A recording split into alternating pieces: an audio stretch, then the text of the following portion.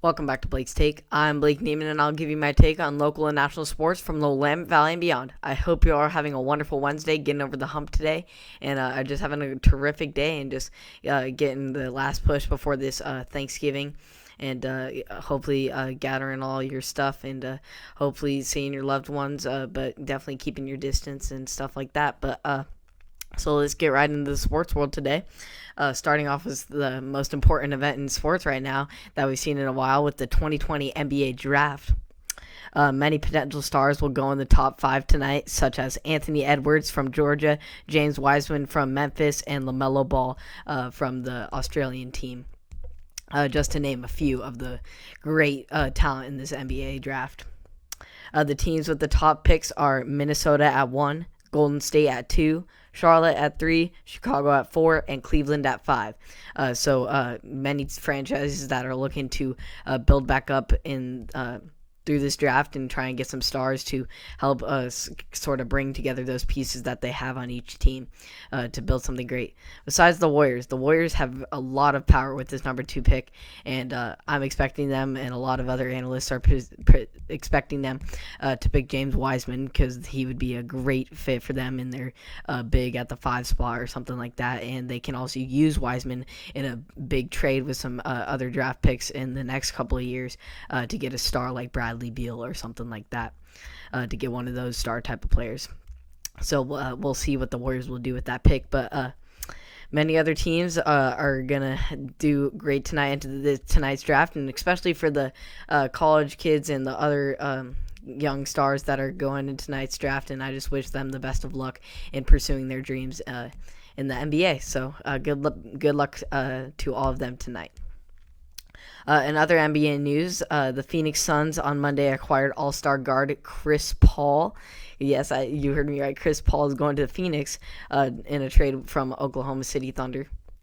In the return for Paul and forward Abdel Nadar, the Thunder will receive Kelly Oubre, Ricky Rubio, Ty Jerome, Jalen Lecque, and a 2022 first-round draft pick from the Suns. The Suns manager said in a statement, "We are excited to welcome Chris Paul and Abdel Nadar to Phoenix." Suns general manager James Jones said in a statement, "Chris's leadership and competitive approach to the game will leave an immeasurable impact on our team. Abdel possesses all the traits on and off the court that will complete our culture." So it sounds like the Suns are very excited to acquire Chris Paul and Abdel to this team, and the Suns will be very dangerous with their Devin Booker and off of them coming off their 8-0 season in the bubble, even though they just came right up short from the playoffs in the bubble. But this is going to look like a very scary Suns team, and I'm looking forward to how far they can go in this Western Conference. So we'll see how it turns out for them.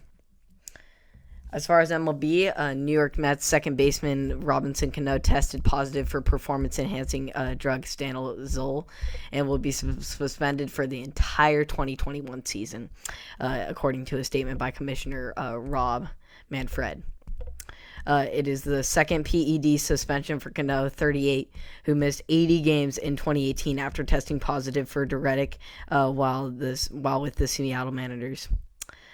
In the statement, the Mets said that we are extremely disappointed to be informed about Robinson's suspension for violating Major League Baseball joint drug prevention and treatment program. Mets president Sandy Alderson said in a statement, "The violation is very unfortunate for him, the organization, our fans, and the sport.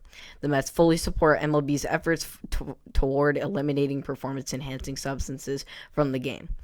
So very unfortunate loss for this Mets team. They're just getting started with this new manager, and Jacob deGrom getting really good in his career, getting dialed in, and Cano would have just been a great offensive weapon for them. But the MLB and everyone is doing the right things to eliminate performance-enhancing drugs to keep the game as fair and as safe as possible. So unfortunate loss and for Robinson Cano, but hopefully he will learn his lessons the second time around and won't do it again. So hopefully he can learn from this and make it a great life lesson for himself. As far as the NFL, just a heads up that tomorrow night we will have a great matchup in the NFC West with the Arizona Cardinals facing off against the Seattle Seahawks for the second time.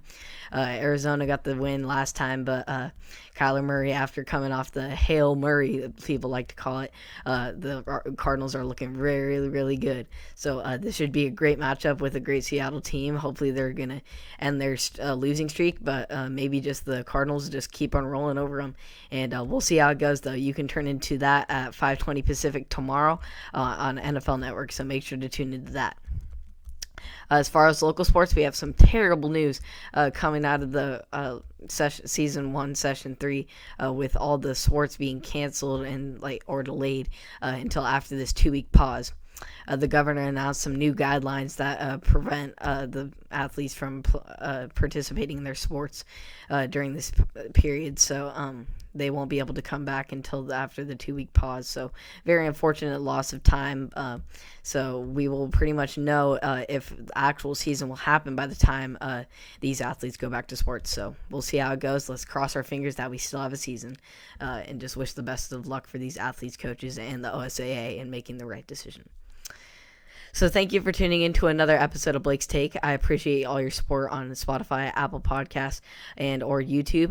In any way you support me, I appreciate it. And I'll see you all tomorrow. Have a great rest of your night.